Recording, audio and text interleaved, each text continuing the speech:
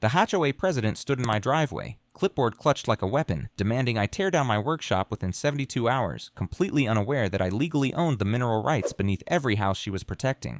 Picture this. It's 6 a.m. on a Wednesday. I'm grinding coffee beans in the workshop I built with my own hands, preparing for another day of custom furniture orders that keep my mind off the emptiness. The smell of sawdust and wood stain fills the air like therapy. Then I hear it, the aggressive slam of a car door followed by power heels marching across my gravel like a conquering army. Victoria Blackwood storms toward me like she owns the universe. This industrial nightmare is destroying our property values, she snaps, waving papers in my face. 72 hours to remove it or we're foreclosing on your house. The coffee tastes like ash now. The pine-scented air feels toxic. This workshop was where my late son Danny and I spent our last good months together before the accident took him, building toy boxes for charity, teaching him the difference between oak and maple, watching his small hands learn to measure twice and cut once. "Ma'am," I say quietly, "you might want to check those mineral rights again."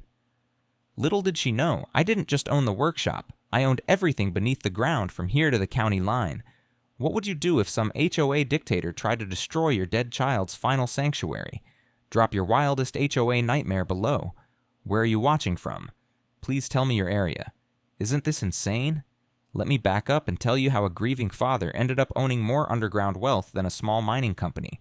My name's Marcus Chen, and 18 months ago, I thought I was buying a quiet suburban retreat to rebuild my shattered life. Instead, I bought myself a war with the neighborhood Napoleon. I'm 45, recently divorced after my ex-wife couldn't handle losing Danny. 15 years of marriage, gone in 6 brutal months of grief counseling and lawyers. We'd planned this workshop together, sketching designs while Danny was between surgeries. He made me promise to build it, even if he wasn't there to see the first birdhouse roll off our assembly line. "You're too stubborn to let some tools beat you, Dad," he'd whispered during our last good week together. So I kept that promise and moved to Oak Ridge Hills Estates. Picture-perfect community, 52 homes around pristine rolling hills. Property values $350,000 to $750,000. Accountants, small business owners, retired nurses, the kind of place where neighbors actually help you move furniture instead of measuring your grass height. The workshop project saved my sanity. 8 months of precise craftsmanship, every permit filed correctly, every electrical outlet up to code. The building inspector called it commercial-grade construction disguised as a hobby shop. Danny would have loved the smell of fresh cedar shavings smooth as silk under work boots, the sound of sanders humming like mechanical lullabies. Then the Blackwood invasion began. Victoria Blackwood. Imagine if a corporate headshot gained consciousness and decided to micromanage your existence. 47 years old, platinum highlights that cost more than my monthly mortgage, and the kind of professional smile that makes smart people check their wallets twice. She bought the biggest house in the development 2 years ago, a Mediterranean fortress that screams, "My wine cellar cost more than your annual salary." Her husband Derek runs Blackwood Property Management, specializing in overpriced mediocrity with a side of legal intimidation. Together, they're like a 2-person suburban occupation force. Within 6 months, Victoria had politically maneuvered her way into the HOA presidency. The previous board, mostly retirees who believed adults could manage their own property, stepped down rather than deal with her vision for community standardization and property value optimization. Her first crusade, residential structure compliance for maximum aesthetic harmony. Translation, everyone's outbuildings must look identical and be built by guess whose company. I pulled out my permits, my engineering reports, my city approvals, everything legitimate, professional, legal. Victoria examined them like they were written in disappearing ink. "Permits don't override community covenants, Mr. Chen," she announced, standing in my workshop doorway with her clipboard of destruction. The afternoon sun caught her oversized wedding ring as she gestured dismissively at my hand-built workbenches. "This industrial eyesore violates our residential aesthetic standards." Industrial eyesore. My workshop was custom-crafted pine with brass hardware, following sustainable building practices like it belonged in an architecture magazine. But apparently Victoria preferred Derek's prefab aluminum sheds. 4 times the cost, 1/4 the craftsmanship, and coincidentally already installed behind 3 neighboring houses. The violation notice fluttered in the autumn breeze, carrying the scent of her designer perfume mixed with exhaust from Derek's compensating for something luxury SUV. $750 per day if I didn't demolish the non-compliant structure within 96 hours. Plus, they'd file a lien against my house. "Emergency community protection protocols," she declared with the authority of someone who'd watched too many legal dramas. I stood there, sawdust crunching under my steel-toed boots, watching this woman threaten to destroy the last place connecting me to my son's memory. The workshop where I talked to Danny's ghost every morning, where I'd scattered some of his ashes in the foundation concrete. "Ma'am," I said quietly, "you might want to double-check your authority on that." That evening, I sat in my supposedly illegal workshop, listening to the gentle hum of dust collectors and air filtration systems. A barn owl called across the valley, that wild, lonely sound that cuts straight through suburban nonsense.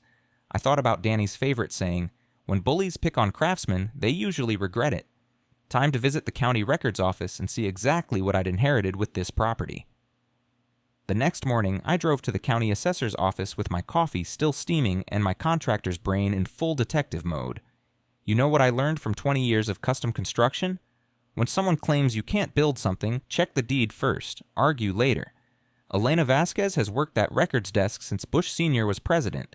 She's the kind of person who remembers every weird zoning case, every boundary dispute, every wait, who actually owns what. Drama. When I explained Victoria's workshop ultimatum, her weathered face lit up like Christmas morning. "Mineral rights," she whispered, pulling out her magnifying glass. Haven't seen that language in forever. Now, back in construction school, we had this instructor who drilled one thing into our heads. Subsurface rights are the final frontier of property law. Most folks think if you buy land, you own everything from the grass to the center of the earth. But some old deeds include something called mineral rights. Basically, you don't just own the surface. You own everything underneath for extraction, mining, drilling, whatever. I remembered thinking it sounded too good to be true. Turns out my deed had those magic words, including subsurface mineral extraction rights to bedrock depth.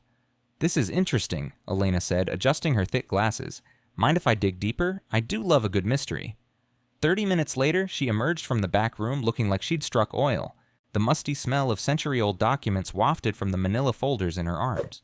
"Mr. Chen," she said, spreading papers across the counter, "your property has some very unusual history. Here's where things got absolutely wild. I didn't just inherit a house from some distant relative. I inherited mineral rights dating back to 1887 when my great-great-grandfather, Liu Chen, a name I vaguely remembered from family stories, convinced the territorial government to let him establish a mining claim across what's now the entire development. Liu was a railroad engineer who sold the territory on extracting limestone for track ballast while giving locals jobs during economic downturns. Smart guy, that Liu. He retained perpetual extraction authority in the original agreement.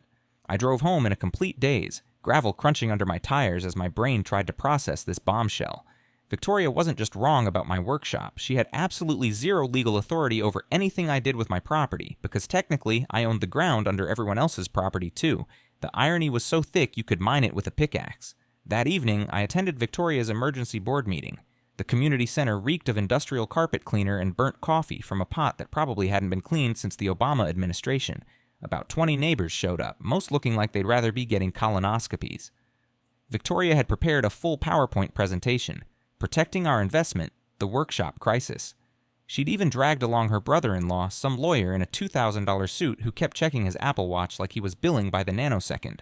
"This non-compliant structure threatens our property values," Victoria declared, clicking through slides comparing my beautifully crafted workshop to photos of rusted industrial buildings from God knows where.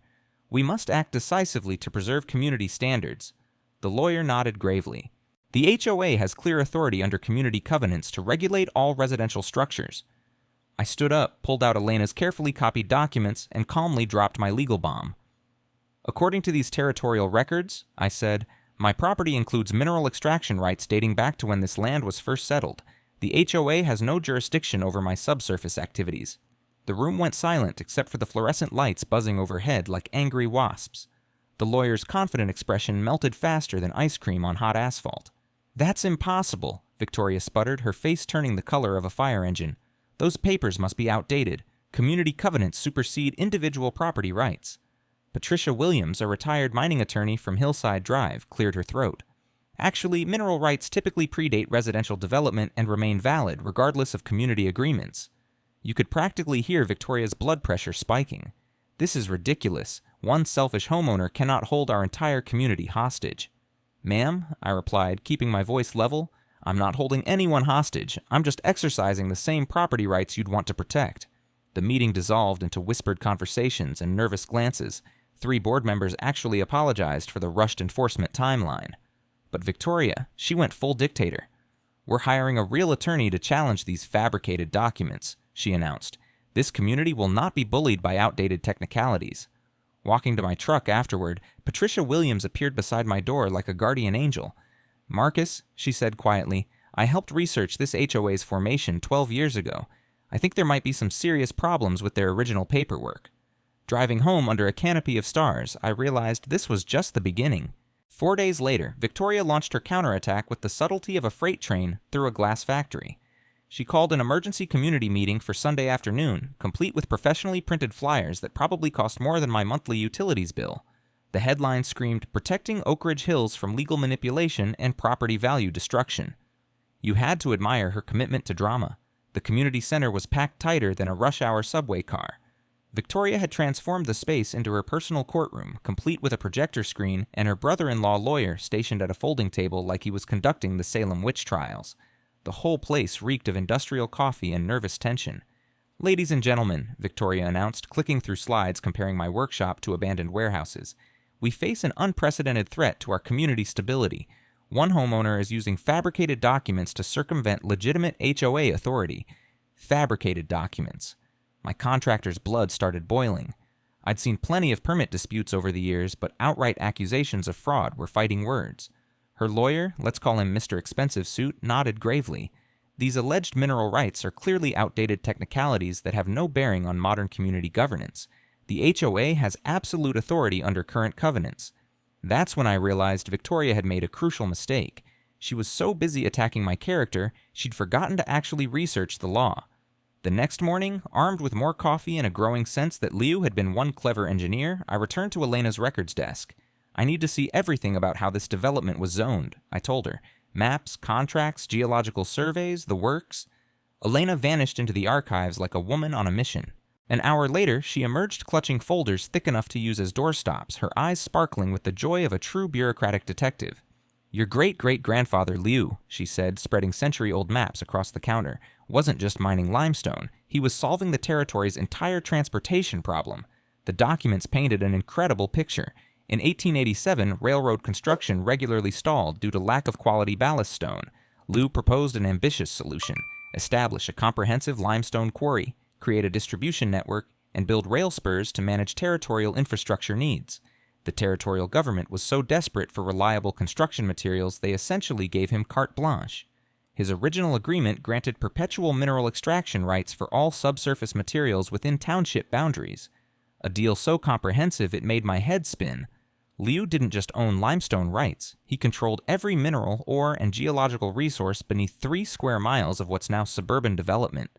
"But wait," Elena said with the grin of someone saving the best surprise for last. "There's more." She pulled out payment ledgers dating back decades. The county had been faithfully depositing annual mineral lease fees into a trust account, money I never knew existed. The current balance, with accumulated interest, was $1.3 million. I stared at those numbers, my coffee growing cold in my hands. Victoria was threatening to fine me $750 a day for exercising rights worth over $1 million. That evening, Patricia Williams arrived at my kitchen table with her legal arsenal, reading glasses, legal pads, and the predatory smile of an attorney who'd just scented blood in the water. "This is extraordinary," she murmured, studying Liu's contracts by my kitchen lamp. "Your great-great-grandfather essentially became a private mining utility. These rights don't just supersede HOA authority, they supersede almost everything." "Patricia," I said, watching her make rapid notes, "what happens if an HOA has been operating outside their legal boundaries?" She looked up with the expression of someone who'd just solved a particularly delicious puzzle. "Well, if they've been collecting fees for land use they don't control, charging for permits they can't legally issue." She trailed off, scribbling calculations.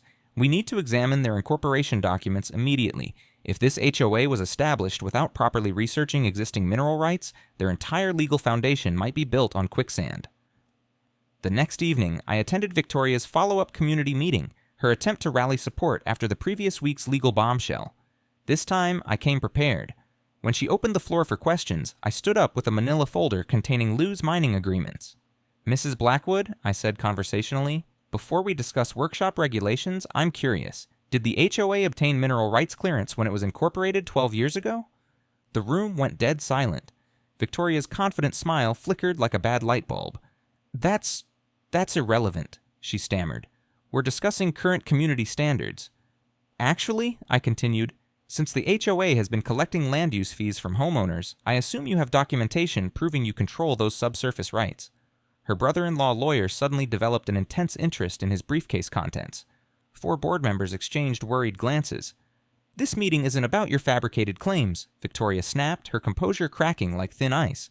"Ma'am," I replied, "these aren't fabricated. They're recorded with the territory and backed by 135 years of legal precedent. Would you like to see the payment records?" Walking home under the stars, I realized Victoria had just made her second crucial mistake. She'd challenged a contractor to a documentation fight. Victoria's next move was so predictably vindictive, I almost admired her commitment to being awful. 3 days after embarrassing her at the community meeting, I woke up to the apocalyptic sound of power tools and my neighbor Jake Martinez hammering on my front door at 7 a.m. Through my kitchen window, I could see what used to be my workshop storage shed, now looking like it had been attacked by a very angry, very large demolition crew. "Marcus," Jake shouted, still wearing his bathrobe and slippers, "you gotta see this disaster." Derek Blackwood's crew truck idled innocently in my driveway, engine purring like a contented cat. Derek himself stood nearby wearing an expression that screamed, "Who, me?" louder than a car alarm. The corner of my workshop, the exact spot where Danny and I had installed his memorial tool rack, lay in pieces like broken dreams. "Utility mistake," Derek hollered, gesturing helplessly at his perfectly functional excavator. "Got the wrong address for the gas line repair. Real sorry about the damage. I'll help you clean up." "Sure, Derek, and I suppose Santa Claus has been using your equipment for weekend construction projects." I walked over to survey the carnage, my work boots finding every sharp splinter like a sadistic obstacle course. The smell hit me immediately, hydraulic fluid mixing with sawdust and 20 years of construction pride reduced to scattered debris. Of all the spots Derek could have accidentally hit, he'd managed to destroy the one corner that meant the most to me. In construction school, they teach you to recognize patterns. When someone threatens your property on Monday and accidentally destroys it on Thursday, that's not utility error. That's felony stupidity. But here's the beautiful thing about being a contractor. We document everything. While Derek was probably high-fiving Victoria over their brilliant sabotage plan, I was calmly installing motion-activated cameras and calling in favors from 20 years of professional relationships. That afternoon, as I rebuilt the damaged section with lumber that smelled like fresh determination, Patricia called with news that made Derek's little demolition stunt seem like a parking ticket. "I've been excavating the HOA's incorporation documents," she said, her voice crackling with the excitement of a lawyer who'd found legal gold. "Marcus, they never filed proper mineral rights research when they formed. State law requires any development HOA to document existing subsurface rights before claiming regulatory authority." I stopped mid-swing, my hammer frozen above a half-driven nail. English translation?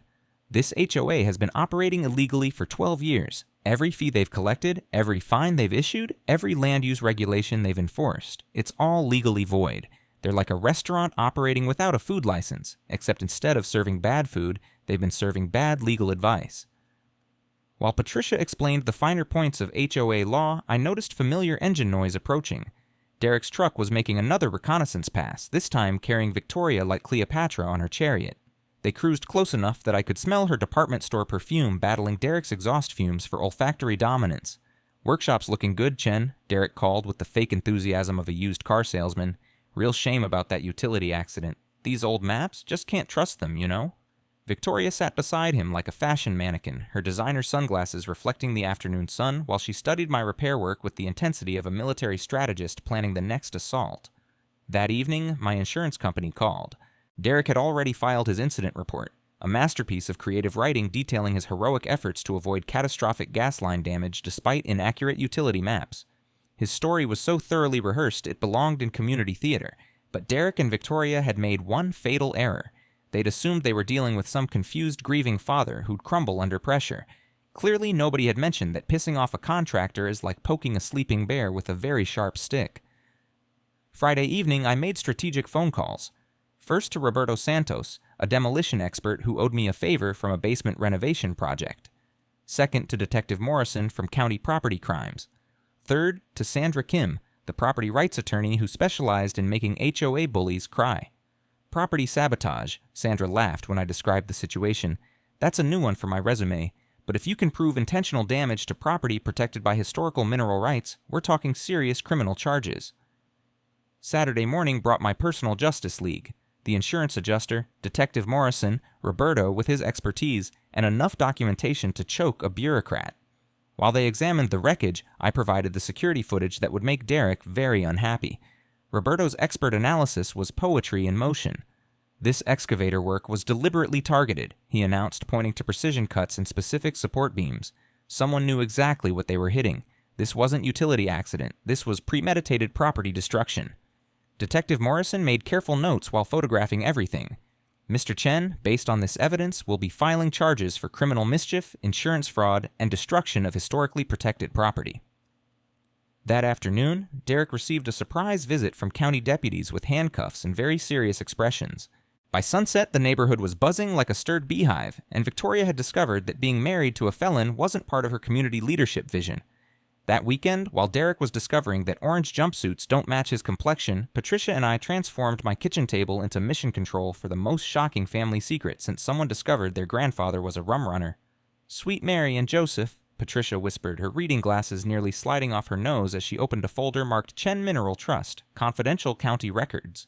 The papers inside smelled like old libraries and forgotten power, that musty scent of documents that have been quietly changing the world while everyone else was watching Netflix. What we found didn't just change my situation, it rewrote the rules of the entire game. Liu Chen, my eccentric great-great-grandfather, who I'd barely remembered from childhood family stories, hadn't just built a nice little quarry for railroad ballast. He'd engineered himself into becoming the unofficial mineral king of half the county. The original 1887 agreement was a masterpiece of legal foresight. When the territorial government begged Liu to solve their devastating transportation material shortage, he didn't just establish one quarry. He created an integrated extraction system covering 4 townships. In exchange, they granted him exclusive authority over all mineral extraction within territorial watershed boundaries. Translation: I didn't just own subsurface rights under my property. I owned mineral extraction authority for 20,000 people. "Look at this payment ledger," Patricia said, her voice cracking with disbelief. She spread out decades of financial records like she was revealing buried treasure. "The county's been depositing annual mineral lease fees into a trust account since 1945. Current balance." She paused for dramatic effect, then slid the bank statement across the table. $1.3 million plus 75 years of compound interest. I nearly choked on my coffee. Nobody told me about this money. "Classic bureaucratic shell game," Patricia explained. "The county sent reports to Liu's estate lawyers assuming someone was managing the trust. The lawyers filed everything properly, assuming the county was handling day-to-day operations. Everyone did their job, but nobody connected the dots when Liu died." But the real nuclear bomb was buried in Oak Ridge Hills Estate's development paperwork from 2011. The builders had apparently assumed the land was standard county-managed property. They'd never researched existing mineral rights, never consulted historical agreements, never discovered that their entire suburban development was built on someone else's geological property. "This HOA," Patricia said, tapping her pen against the evidence pile, "has been operating like they owned subsurface rights they never actually possessed. Every land use permit, every construction regulation, every development fee they've collected, it's all legally meaningless. The scope of my inherited authority was breathtaking. Complete control over mineral extraction beneath Oak Ridge Hills. Regulatory power over 4 major quarry sites serving neighboring developments. Environmental oversight for the county's Southern Geological Survey System. Authority over 3 municipal aggregate supply points. Final approval rights for any construction affecting subsurface stability. I owned more mineral authority than some small mining companies. But here's the truly delicious irony," Patricia continued, pulling out the HOA's insurance policies. "If they've been operating without legal subsurface rights authorization, their insurance coverage could be completely void. All those overpriced construction contracts Derek pushed through, the community could demand full restitution." My contractor brain started calculating the cascading implications. Victoria hadn't just been illegally harassing me. She'd been running a fraudulent organization that had collected hundreds of thousands in fees for services they couldn't legally provide. "Patricia," I said, staring at documents that essentially made me a private mining authority, "what if I decided to exercise these rights fully?" Her eyes lit up with the predatory gleam of an attorney who'd just spotted the legal equivalent of a winning lottery ticket. "Well, you could halt construction projects, regulate excavation permits, control environmental impact assessments, and oversee municipal aggregate operations. In other words, you could shut down half the county's construction infrastructure before breakfast. But with great power comes the terrifying realization that you're now responsible for not screwing up thousands of people's livelihoods. The question wasn't whether I could destroy Victoria's little HOA kingdom. It was whether I was wise enough to use this power responsibly. Monday morning, I did what any rational person does when they accidentally inherit enough mineral rights to hold a county hostage. I assembled the legal equivalent of the Justice League. First call went to Sandra Kim, the property rights attorney Patricia had recommended. Sandra showed up at my door Tuesday afternoon looking like she could negotiate international treaties before lunch and still have time to dismantle a corrupt city council by dinner. She drove a hybrid that whispered environmental consciousness and carried a briefcase that probably cost more than Derek's truck. "Mr. Chen," she said, settling into my kitchen while speed-reading Liu's documents like she was cramming for the Supreme Court. "In 25 years of practicing property law, I've never seen mineral rights this bulletproof. You don't just own subsurface access. You own the geological foundation for half the county." Next came Dr. James Rodriguez, an environmental geologist who specialized in sustainable extraction and spoke the same language as my construction brain. He arrived with enough scientific equipment to stock a small university and the kind of quiet confidence that comes from actually knowing what you're talking about.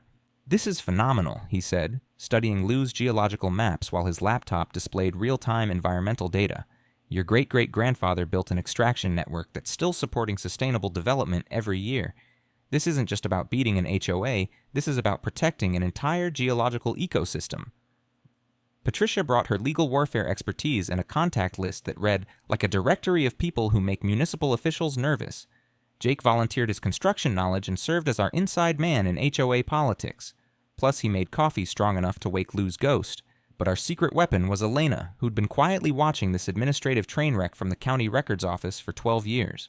"Honey," she said, spreading documents across my table like a dealer in the world's most boring casino, "I've been waiting for someone to expose this HOA's little mineral rights fantasy. They've been collecting fees for authority they never possessed. And sweetie, that's called fraud, where I come from." Our first war council session felt like planning a heist, if heists involved massive amounts of paperwork and geological law instead of explosives and getaway cars. The aroma of Jake's industrial-strength coffee mixed with the vanilla scent of century-old documents. While we plotted Victoria's legal downfall, Sandra laid out our nuclear options. "Your mineral rights don't just supersede HOA authority, they supersede almost everything. Federal environmental law, state geological regulations, municipal ordinances, they all bow to historical extraction agreements. Here's something they don't teach in homeowner guides. When you inherit property with historical utility rights, you also inherit what lawyers lovingly call successor liability. Basically, you become responsible for maintaining infrastructure that entire communities depend on. It's like inheriting your grandfather's house and discovering the basement contains the city's main gas distribution system." Dr. Rodriguez's environmental assessment delivered both good and terrifying news. Liu's geological planning is still sound, but the extraction monitoring system needs $1.8 million in upgrades within 3 years. The county's budgeted $300,000, completely unaware they don't actually control the infrastructure. The beautiful irony, my trust fund, fattened by decades of county payments, could cover most of those improvements. Jake's insider intelligence proved invaluable. Victoria's been running Derek's construction deals like her personal bank account. No competitive bidding, no board oversight, no quality inspections. The community center's foundation is held together with hope and concrete patches. We documented systematic financial abuse, unauthorized contracts, inflated prices, and fee collections for services the HOA couldn't legally provide. Derek had been billing premium prices for bargain basement work while Victoria provided political cover. Patricia uncovered the most outrageous scam, homeowners paying subsurface stability fees at closing that went straight into HOA accounts. Families had shelled out thousands for geological protections that were legally meaningless, like paying admission to a museum you already own. But here's where our strategy got deliciously clever. Instead of using my mineral rights like a legal sledgehammer, we'd offer to solve the problems Victoria's incompetence had created. "This is beautiful," Sandra explained, outlining our approach. "You hold enough power to shut down their entire operation, but you're choosing collaboration first.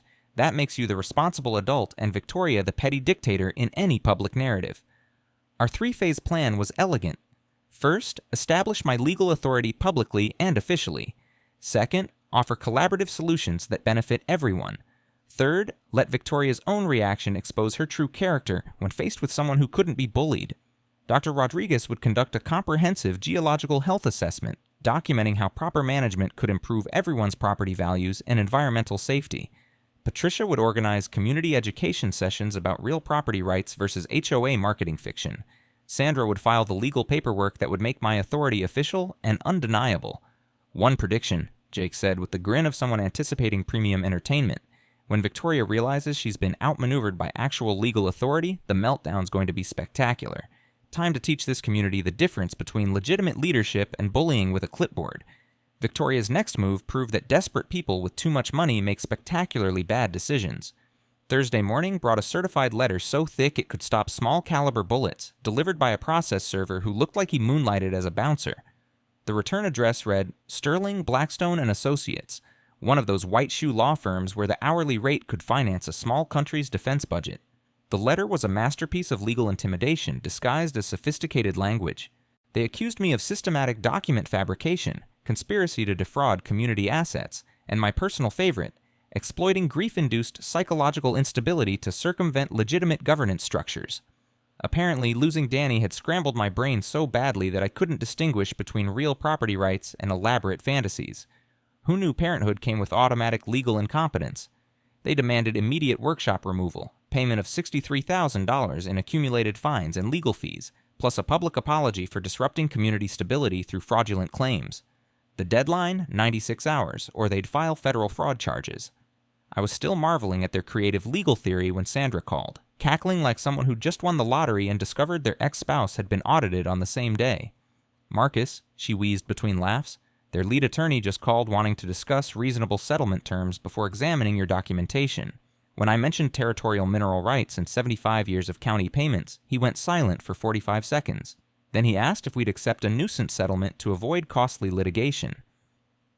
But Victoria was just warming up her publicity campaign. That afternoon, she launched a social media assault that would have impressed a political dirty tricks operative. Facebook rants, neighborhood app manifestos, even a professionally produced TikTok video filmed in her kitchen with lighting that probably cost more than my truck. Fellow residents, she announced to her phone camera with the practiced sincerity of a telemarketer, we face an unprecedented threat from someone exploiting personal tragedy to steal community assets.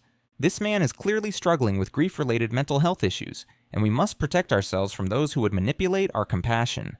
Jake forwarded me screenshots from the neighborhood Facebook group where Victoria's supporters were crafting increasingly creative conspiracy theories. Someone suggested I might be part of an organized crime syndicate specializing in HOA hostile takeovers. Another theorized that Sandra was my romantic partner, and we were running an elaborate insurance scam. The entertainment value was priceless, but Victoria had made a fatal error. She'd forgotten that some neighbors actually possessed functioning brain cells. Patricia's quiet property rights education sessions had been building underground momentum like a subway system. Her coffee meetings had evolved into standing room-only gatherings as homeowners discovered exactly how little legal authority HOAs actually wield versus how much they pretend to have. Then came the plot twist that changed everything. Dr. Rodriguez's official geological assessment arrived with the full bureaucratic weight of County Engineering Department letterhead. His report documented that Liu's extraction system had prevented an estimated $52 million in subsidence damage over 13 decades, and that my great-great-grandfather's geological planning was still protecting thousands of homes every construction season. The County Geological Office, finally understanding who actually controlled their critical infrastructure, sent me an official letter recognizing my hereditary mineral management authority and begging for a meeting about collaborative maintenance planning. That's when Victoria made her second catastrophic mistake. She called the state environmental agency claiming I was illegally manipulating public geological systems for personal gain. The environmental inspector who arrived Friday morning was Dr. Angela Torres, a woman who looked like she'd been personally trained by Mother Earth to destroy people who waste her time. She spent 6 hours examining Liu's extraction system, reviewing maintenance logs, and testing soil stability with equipment that probably cost more than my house. Her verdict was poetry. This is the finest private geological management system I've inspected in 30 years. Whoever's maintaining this infrastructure deserves recognition, not investigation. When Inspector Torres discovered that Victoria had filed a fraudulent emergency report, her expression could have flash-frozen hell itself. Ma'am, she informed Victoria with the deadly calm of someone explaining federal crimes, false environmental emergency reports carry serious penalties. Our legal department will be contacting you. But Derek, apparently feeling left out of the family's legal troubles, decided to contribute his own special brand of genius. Still facing criminal charges for workshop sabotage, he organized a neighborhood safety patrol to monitor my property for suspicious activities. Their surveillance operation was so professional it belonged in a comedy show, parking in my driveway to take photos, following me to the lumber yard like discount private investigators, and documenting my unusual behavior of drinking coffee in my own workshop. Even my UPS driver started commenting on the amateur spy network camped outside my house. But Derek's surveillance team was so busy watching me, they completely missed Sandra's process server, delivering harassment restraining orders to their own front doors. By Sunday, Victoria's legal strategy was collapsing faster than Derek's construction reputation, and the final showdown was inevitable. By Monday morning, Victoria had officially graduated from neighborhood nuisance to full-blown domestic terrorist with a property management license. Her latest stroke of genius: filing an emergency petition claiming my workshop posed imminent structural risk and demanding the county seize it under eminent domain. Apparently, if she couldn't steal my mineral rights through HOA intimidation, she'd get the government to steal them for her. The county engineer who arrived Tuesday morning looked like he'd rather be performing surgery on live wolverines. Sarah Mitchell had been managing municipal infrastructure since the Reagan administration, and her expression suggested she'd received the kind of phone call that makes grown bureaucrats question their career choices. "Mr. Chen," she said, examining my workshop with the appreciation of someone who recognizes superior craftsmanship, "I've reviewed Mrs. Blackwood's emergency petition. She claims this structure is deteriorating rapidly and poses immediate safety danger to neighboring properties." She paused, running her weathered hands along my flawless timber joinery like she was petting a well-behaved dog. "Son, this is some of the finest residential construction I've seen in 3 decades. Your workshop exceeds commercial building standards better than most professional facilities." Sarah's inspection lasted 5 hours and covered every bolt, joint, and electrical connection with the thoroughness of someone whose report would determine whether Victoria faced federal charges for filing false emergency claims. Her verdict was poetry wrapped in bureaucratic language. This structure exceeds all current safety standards and appears to have been maintained to museum-quality specifications. But Victoria wasn't satisfied with merely wasting one government agency's time. That afternoon, she launched what I can only describe as bureaucratic carpet bombing. Simultaneous complaints to OSHA, the EPA, State Building Authority, County Fire Department, and Department of Homeland Security claiming I was operating illegal industrial manufacturing facilities that threatened regional security. The parade of federal inspectors who invaded my property that week looked like a convention of people who desperately wanted to be anywhere else on Earth. Each agency sent their most experienced investigators expecting to find some kind of safety Chernobyl worthy of national emergency response. Instead, they found my meticulously maintained workshop complete with safety logs that read like love letters to proper construction and air quality data that made industrial facilities look like toxic waste dumps by comparison. The OSHA inspector actually asked for my permission to use my safety protocols in her agency training materials. "This is textbook workplace safety," she said, taking photos of my dust collection system. "Whoever designed this understood industrial hygiene better than most of our current contractors." But while Victoria was busy filing fraudulent reports across the entire federal government, Derek decided to contribute his own special brand of criminal creativity to the family's legal troubles. Wednesday night, my security cameras captured Derek and 3 of his construction cronies attempting to sabotage my workshop's electrical system with wire cutters and what appeared to be a complete absence of functioning brain cells. Their plan, as far as I could determine, was to create actual safety problems that would validate Victoria's false emergency reports. The footage was so clear it looked like a training video for how not to commit infrastructure terrorism. Derek cutting critical electrical cables while his accomplices provided lookout services with all the professional competence of drunken mall security guards. I called Detective Morrison at dawn Thursday. She arrived with backup and expressions that suggested Derek's morning was about to become significantly less pleasant than he'd planned. "Mr. Chen," she said after reviewing the security footage, "this isn't vandalism. Sabotaging electrical infrastructure in a residential area is federal terrorism. We're talking 25 years minimum." Derek's arrest that morning drew a crowd like a neighborhood block party, except instead of barbecue grills and lawn chairs, we had handcuffs and federal charges. Even Victoria's spy network suddenly remembered urgent appointments elsewhere when the FBI terrorism task force arrived. But Victoria's response to her husband's terrorism arrest proved that some people can't recognize rock bottom even when it hits them in the face with a federal indictment. She called a press conference, not a neighborhood meeting or HOA gathering, but an actual press conference with a makeshift podium in her driveway and printed statements that probably violated several libel laws. The morning air carried the scent of desperation mixed with expensive perfume as she faced local media and a growing crowd of neighbors who'd come for the entertainment value. "My husband is the victim of an elaborate conspiracy," she announced to cameras that were recording what would become the county's most watched YouTube video. "This Chen character has systematically corrupted government agencies, fabricated historical documents, and orchestrated a criminal enterprise designed to steal our community's mineral assets." When a reporter asked for evidence of my document fabrication, Victoria's confident smile developed the stability of a house built on quicksand. The evidence is being suppressed by corrupt federal agents who are obviously part of this conspiracy, she declared, apparently unaware that accusing FBI investigators of criminal conspiracy on live television isn't traditionally considered a winning legal strategy. That night's news featured Victoria claiming the federal government was helping me steal minerals while her husband sat in federal custody for terrorism.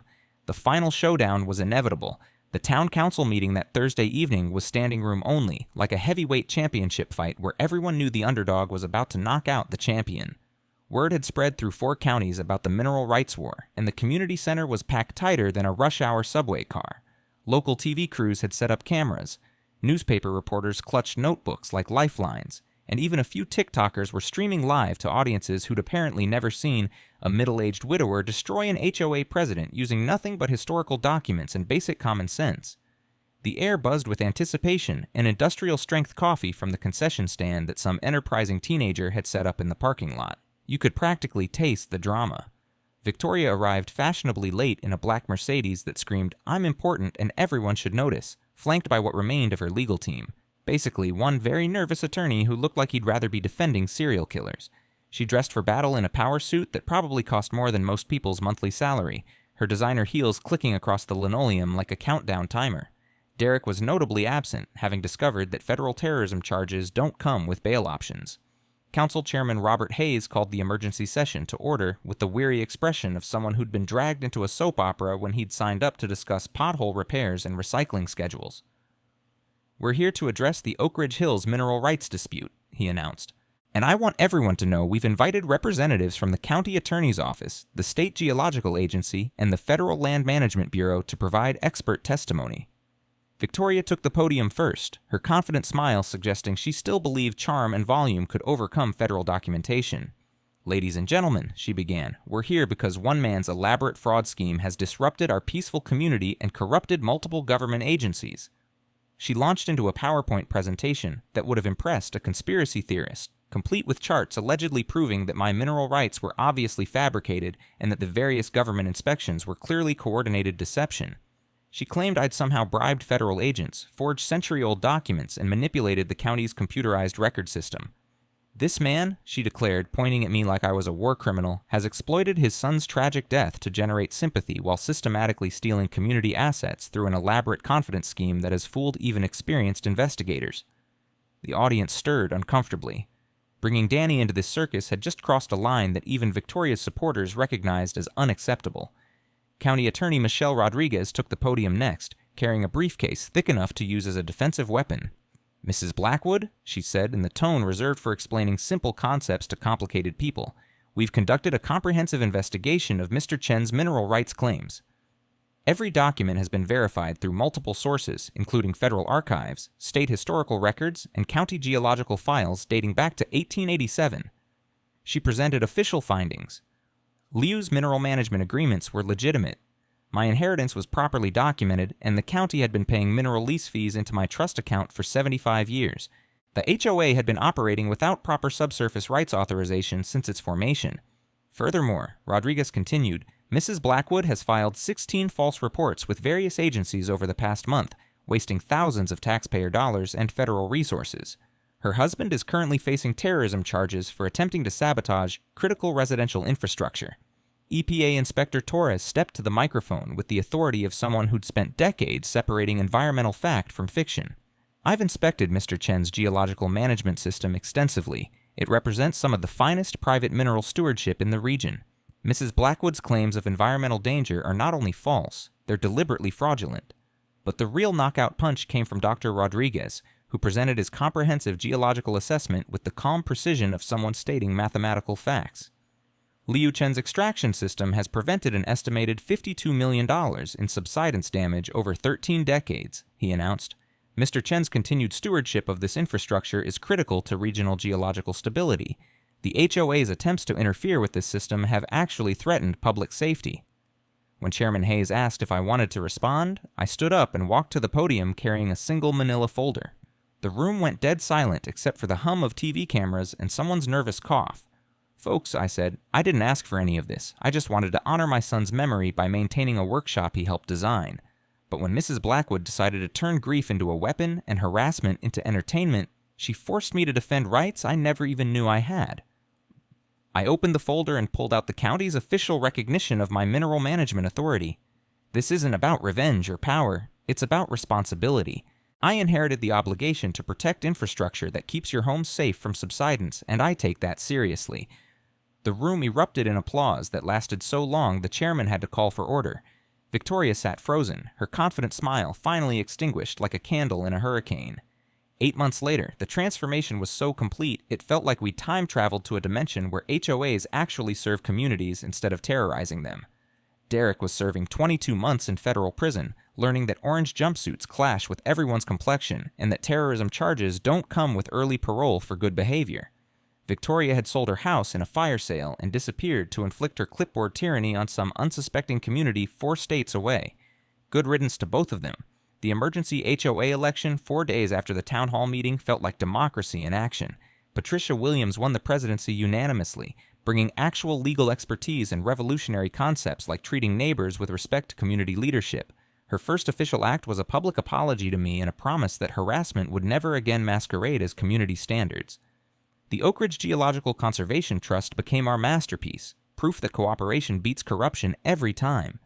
Using Liu's $1.3 million trust fund, plus matching federal grants, we transformed aging mineral monitoring infrastructure into a state-of-the-art geological protection system that universities across 4 counties now use as their gold standard. But the project that brings tears to my eyes every morning is the Liu Chen Memorial Maker Space, built on the exact spot where Derek tried to destroy our original workshop. Children now learn woodworking and craftsmanship where my son once dreamed of building toy trains, while their parents discover that education conquers regulation every single time. Danny would have loved seeing kids use power tools safely for the first time, then build their own projects while learning about sustainable construction. His memory lives in every child who discovers that protecting the environment isn't about rules, it's about understanding why good craftsmanship matters. The Liu Chen Engineering Scholarship Program provides $75,000 annually to students who might not otherwise afford college. 4 recipients have already returned as professional interns, maintaining the very system their scholarship money helped create. Liu's quiet genius now funds the next generation of geological stewards. Property values increased 28% once buyers realized they were investing in genuine geological protection instead of HOA theater. Our community became the regional poster child for how private mineral rights and public benefit can work together when adults make decisions instead of bullies. National media couldn't get enough of the story. CNN featured us in their Solutions segment. The Wall Street Journal wrote about innovative private-public geological partnerships. I even got invited to speak at property rights conferences, though I still prefer my morning coffee routine to hotel continental breakfasts. The best revenge, our annual geological festival now draws over 4,000 visitors who come to see what happens when communities choose cooperation over conflict. Local businesses thrive, kids learn environmental stewardship, and property owners understand their actual rights versus what power-hungry bureaucrats pretend to control. Jake Martinez started an ethical construction company that specializes in environmentally responsible residential projects. His business card reads, "Quality work, fair prices, no corruption." A not-so-subtle dig at Derek's criminal enterprise. Jake's waiting list stretches 8 months because competence and honesty never go out of style. Every morning I sit in Danny's memorial workshop, coffee steaming in the cool air, while automated monitoring systems quietly protect thousands of homes from geological instability. Cardinals nest in the birdhouses we built together, while children learn that real craftsmanship comes from patience, not power tools. Sometimes I tell Danny about our unexpected journey from grief to community leadership, from harassment to healing. I think he'd be amazed that his final dream became the foundation for something neither of us could have imagined. A living example that ordinary people can defeat extraordinary bullies when armed with patience, proper research, and refusal to surrender. The workshop holds more than tools now. It holds proof that communities flourish when leadership serves everyone instead of personal ego, that environmental protection and property rights enhance each other, and that justice delayed isn't always justice denied. Liu's engineering still prevents subsidence 135 years later. Danny's love still inspires hands-on education, and Victoria's harassment accidentally created the most effective mineral rights awareness campaign in state history. Here's my challenge for you. Research your property deed before accepting any HOA's claims about your rights. Share your HOA nightmare stories in the comments. Let's build a database of knowledge that helps homeowners fight back against clipboard tyranny. And don't forget to subscribe to HOA Stories for more tales of ordinary people who refused to be bullied and ended up changing everything. hit that notification bell. Next week's episode features a neighbor who built a gazebo on my property, not realizing I owned his entire septic system. The fight against petty tyrants never ends, but neither does the satisfaction of watching them face consequences. Thanks for watching HOA Stories. If this episode made you laugh or shake your head at HOA madness, hit that like button and drop your opinion below. We post HOA Karen chaos and neighborhood showdowns every week, so be sure to subscribe to catch the next unbelievable story.